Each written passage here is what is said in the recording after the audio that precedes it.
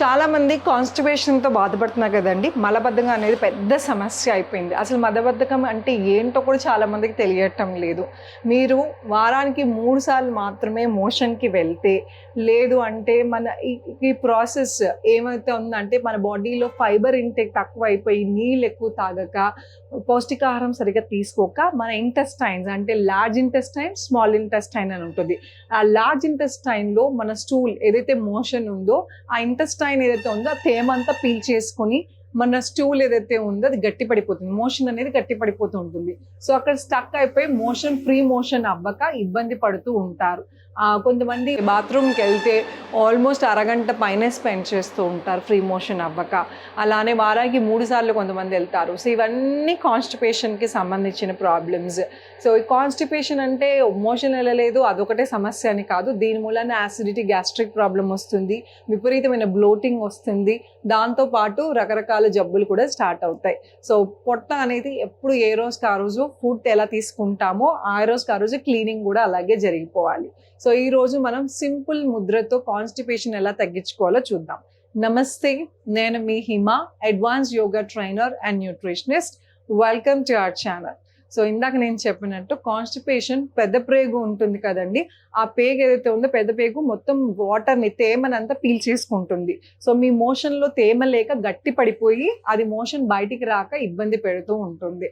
So అందుకోసమని నీళ్ళు ఎక్కువ తీసుకోవటం చాలా ఇంపార్టెంట్ అండి కాన్స్టిపేషన్ ఉన్న వాళ్ళకి. అలానే ఫైబర్, న్యాచురల్గా మనకు అర్థమయ్యే భాషలో చెప్తే కొబ్బరి చీపురు ఎందుకు వాడతాము, ఏదైనా మురికిగా, ఆయిలీగా, గ్రీజీగా ఉండి వదలట్లేదు అన్నప్పుడు పీచేసి ఎలా రుద్దుతామో అట్లా ఫైబర్ లోపల ఉన్న ఇంటెస్టైన్లో క్లీన్ చేసి బయటికి పంపిస్తుంది.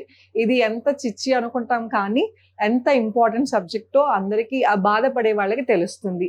అండ్ ఇది రూట్ కాజ్. మన ఆయుర్వేదం కానీ యోగా ప్రకారం కానీ 2 మేజర్ ప్రాబ్లమ్స్ ఉన్నాయండి. అది ఒకటి స్ట్రెస్, ఇంకోటి కాన్స్టిపేషన్. దీని మూలానే రకరకాల జబ్బులు కూడా స్టార్ట్ అవుతాయి.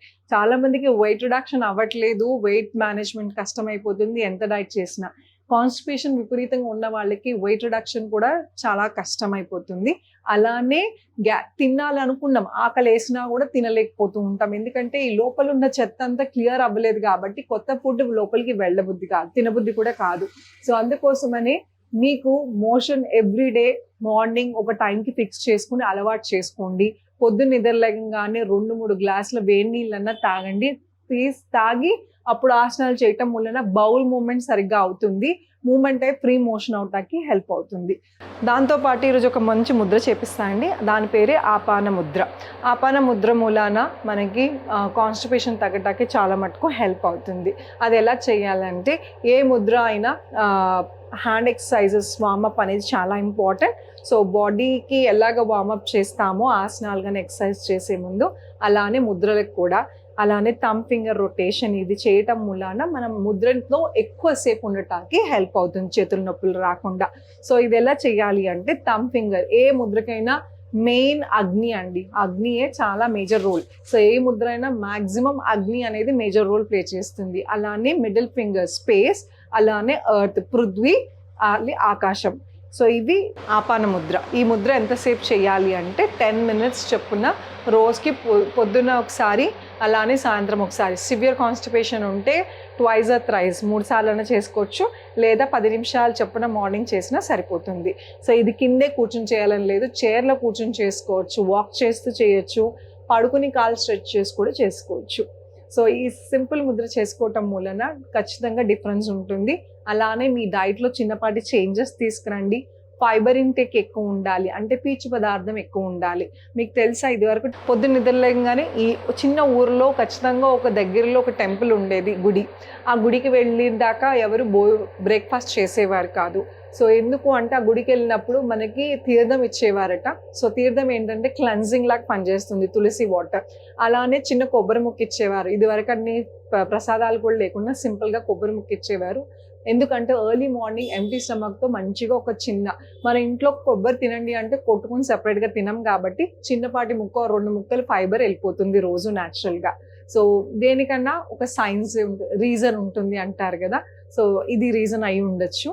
సో పెద్దవాళ్ళు చెప్పిన దాంట్లో అలా కాకుండా మనకి ఇప్పుడు అంత టైం లేదు కాబట్టి మీరు తినే ఆహారంలో పీచు పదార్థాలు ఉన్న బీరకాయ కానీ, సొరకాయ కానీ, బీన్స్ కానీ ఇలాంటివి ఏమన్నా సరే రెగ్యులర్ ఫ్రూట్స్, ఫ్యాన్సీగా కొత్త కొత్త ఐటమ్స్ తినాల్సిన అవసరం లేదు. మన మార్కెట్లో దొరికే మన వంటలు, మన తెలుగు వంటల్లోనే రకరకాల సీజన్కి తగ్గట్టుగా ఉంటుంది. సో ఈ సీజన్కి మనకి ఫ్రూట్స్లో కూడా వాటర్ మిలన్ ఎక్కువ తీసుకోండి, లెమన్ జ్యూసెస్ తీసుకోండి, షుగర్ లేకుండా లెమన్ జ్యూస్ వాడచ్చు. సో అలాగా న్యాచురల్గా మీ షుగర్ కేన్ కూడా మంచి సోర్స్ ఆఫ్ ఫైబర్. సో ఇది కూడా తీసుకోవచ్చు. సో ఇలాగా ఎంత ఫైబర్ యాడ్ చేసుకుంటా వెళ్తే మోషన్ కాన్స్టిపేషన్ ప్రాబ్లం బారిన పడకుండా ఉంటారు. అలాగే ప్రాసెస్డ్ ఫుడ్ ఎంతవరకు తగ్గిస్తే అంత మంచిదండి. ప్రాసెస్డ్ ఫుడ్ అంటే ఏదన్నా సరే మార్కెట్లో బాగా గోధుమ పిండి అంటే గోధుమ బాగా జల్లించి దాని మీద ఉన్న పొట్టంతా పోయి హస్క్ అంటాము. ఆ హస్క్ అంతా తీసేసింది ఫైన్ ఉండాలి. ఎందుకంటే చూస్తాకి అందంగా ఉండాలి, మనకి చేసేటప్పుడు ఇబ్బంది లేకుండా స్మూత్గా యాడ్స్ అలా చూపిస్తారు కాబట్టి మనం కూడా అలా ఉంటే బాగుంటుంది అనుకుంటాము. కానీ దాంట్లో ఫైబర్ అంతా పిప్పంతా తీసేసినప్పుడు మనకు దొరికేదంతా వేస్ట్ అండి. పెద్దగా దాని నుంచి ఏం న్యూట్రిషనల్ వాల్యూ ఉండదు.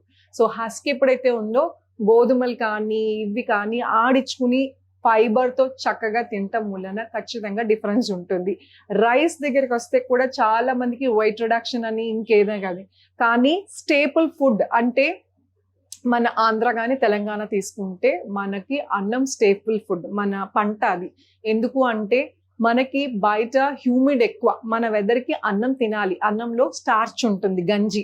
ఆ గంజి మనకి ఇంత స్వెట్ చేసినప్పుడు కూలి పనులు చేసే వాళ్ళకి ఇది చాలా చక్కటి ఎనర్జీ ఇస్తుంది. సో కార్బ్స్ అనేది ఏదో చెడ్డది కాదు, కార్బ్స్ అనేది చాలా ఎనర్జీ ఇస్తుంది. కానీ ఎక్కువ శాతంలో తినకూడదు, కొంచెంగా తినాలి. సో ఎవరైతే అన్నం తినచ్చు చక్కగా ఎక్కువ అంటే వాళ్ళు అంత పని చేస్తారు కాబట్టి పొలం పనులు కానీ కూలి పనులు చేసుకునే వాళ్ళకి అరిగిపోతుంది. మనకి ఎక్కువ పని లేని వాళ్ళకి కొద్దిగా తినండి, కూరలు ఎక్కువ తినండి. సో ప్రతి ఒక్కరికి కార్బ్స్ కావాలి, ప్రోటీన్ కావాలి, మినరల్స్ కావాలి, వాటర్ ఇంటేక్ సరిగ్గా ఉండాలి, ఫ్యాట్ ఉండాలి, ఇవన్నీ. కానీ మీ పనికి తగ్గట్టుగా ఎవరికి ఎక్కువ కార్బ్స్ ఉండాలి, ఎవరికి తక్కువ ప్రోటీన్, అలాగా డివైడ్ చేసుకుని మీరు మీ పనికి తగ్గట్టుగా తినటం మొదలెట్టండి. సో ఎక్కువ పని లేని వాళ్ళు అంటే ఫిజికల్గా ఎక్కువ పని చేయని వాళ్ళు మాత్రం కార్బోహైడ్రేట్స్ని కొంచెం తగ్గించండి. అన్నం తినండి, మరీ పాలిష్డ్ రైస్ కాకుండా కొంచెం సింగిల్ పాలిష్డ్గా తెచ్చుకుని తినండి, కొంచెమే తినండి, కూరలు ఎక్కువ తినండి. దాంతోపాటు ఒక చిన్న బౌల్ ఆఫ్ సాలెడ్, అలాగే ఒక గ్లాస్ మజ్జిగ చాలు. ఇంతకన్నా పెద్ద కాంప్లికేటెడ్గా మీరు డైట్ని చేయకుండా సింపుల్గా ఇలాంటివి చేసుకుని న్యాచురల్గా ఒక గంట అయినా సరే ఏదో ఒక ఫార్మ్ ఆఫ్ ఎక్సర్సైజ్ చేసుకుంటే ఖచ్చితంగా కాన్స్టిపేషన్ బారిన పడకుండా ఉంటారు. సో ఈ సింపుల్ టిప్స్ మీకు నచ్చాయని ఆశిస్తున్నాను. Thank you so much. Me Hima.